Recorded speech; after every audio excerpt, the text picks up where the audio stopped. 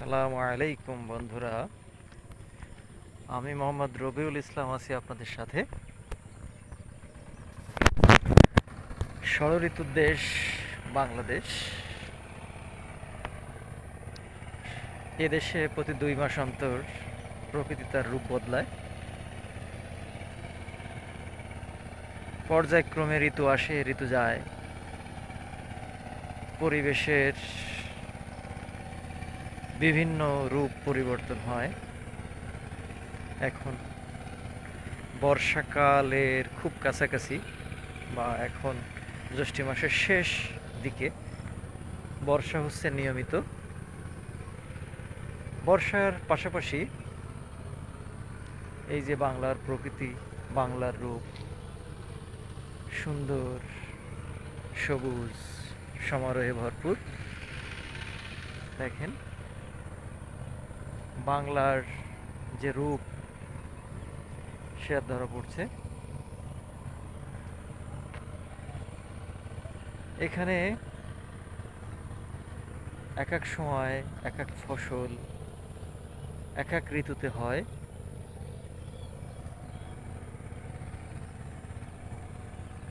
এখন বর্ষাকাল, এই বর্ষাকালের যে ফসল, সেই ফসলটা মানুষ চাষ করার জন্যে যে প্রক্রিয়া, কৃষক তার সেই প্রক্রিয়া শুরু করেছেন। এই যে এক ভাই, সে কোদাল হাতে তার জমিকে চাষযোগ্য করে তোলার জন্যে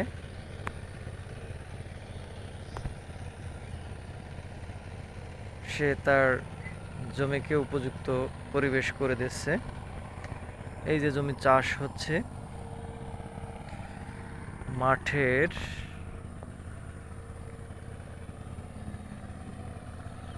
কৃষক তার জমিকে সুন্দরভাবে ট্রাক্টর দিয়ে চাষ দিয়ে ধান রোপণের যে উপযুক্ত পরিবেশ সেটা গড়ে তোলা হচ্ছে। চারিপাশে ইতোমধ্যে ধান লাগানো শুরু হয়ে গেছে। হয়তো অল্প সময়ের ভিতরে এই মাঠ আবার সবুজ শ্যামলে ছেয়ে যাবে। প্রকৃতি ফিরে পাবে তার সেই সবুজের অরণ্য। প্রকৃতিতে সবুজ না থাকলে এই প্রকৃতি মনে হবে ধূসর বিবর্ণ। প্রকৃতিতে তার বাস্তব রূপ চেনা যায় তার এই প্রকৃতির ছোঁয়ায়। পরিবেশ সবুজ শান্ত হলে। এই যে গরু মাঠে চড়াচ্ছে, কৃষক তার গরুকে নিয়ে খাওয়াচ্ছে। সমস্ত মাঠে গরু আছে, গরুগুলো বিভিন্নভাবে ছেড়ে দেয়া। আমাদের এই মাঠগুলোতে গরুওয়ালা বা গরুর মালিক, সে ফসল যখন উঠে যায় তখন সে এই গরুগুলোকে এভাবেই ছেড়ে দিয়ে খাওয়ায়। এই হচ্ছে আমাদের বাড়ির পাশে যে রাস্তা, এই রাস্তায় বিস্তীর্ণ খেজুর গাছ। খেজুর গাছে প্রচুর খেজুর আছে। এলাকার মানুষ দল বেঁধে খেজুরগুলো পাড়ছে। এটা উন্মুক্ত, এটা যে কেউ পাড়তে পারে। এখানে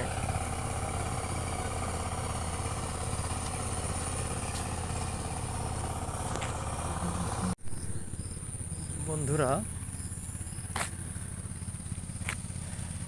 এই যে সবুজ প্রকৃতির যে সবুজ, প্রকৃতির যে সমারোহ সমারোহ সবুজের, এটা কার না ভালো লাগে। পড়ন্ত বিকেলে মেঘলা আকাশ, খেজুর গাছের পাকা পাকা খেজুর, খেজুরের অপূর্ব সৌন্দর্য কার না ভালো লাগে। এই রাস্তা ধরে আপনি যতদূর যাবেন, বিস্তীর্ণ রাস্তার বিস্তীর্ণ মাঠ ধরে প্রকৃতি তার সৌন্দর্যকে অপরূপভাবে সাজিয়েছেন। এই রাস্তার আগাগোড়া শুধু খেজুর গাছ আর খেজুর গাছ। এই জন্যেই হয়তো যশোরকে খেজুরের জন্যে বা খেজুরের গুড়ের জন্য বিখ্যাত বলা হয়েছে। কারণ যশোরের সব জায়গাতেই কম বেশি এই খেজুর গাছ আপনি দেখতে পাবেন। যশোরের যশ খেজুরের রস, হয়তো এই প্রবাদটাই এই জন্যেই হয়েছে। দেখেন আজকের প্রকৃতি কত চমৎকার, কত শান্ত, নিঃশব্দ, ঠান্ডা প্রকৃতি, যেখানে আসলে আপনার মনটা ভরে যাবে। দূষণমুক্ত নির্মল বায়ু,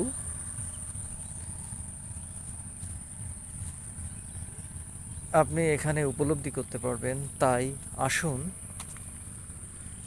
প্রকৃতিতে প্রতিনিয়ত সবসময় আসুন, প্রকৃতির সাথে থাকুন, প্রকৃতির সাথেই বাঁচুন এবং নিজেকে একজন সুস্থ সবল মানুষ হিসেবে জীবনযাপন করুন। আসুন আমরা সবাই সুস্থ থাকি, ভালো থাকি এবং সবাই সুন্দরভাবে একটা সুন্দর বাংলাদেশ গড়ে তুলি। সকলের প্রতি স্নেহ ভালোবাসা রেখে আজকের মতো বিদায় নিচ্ছি।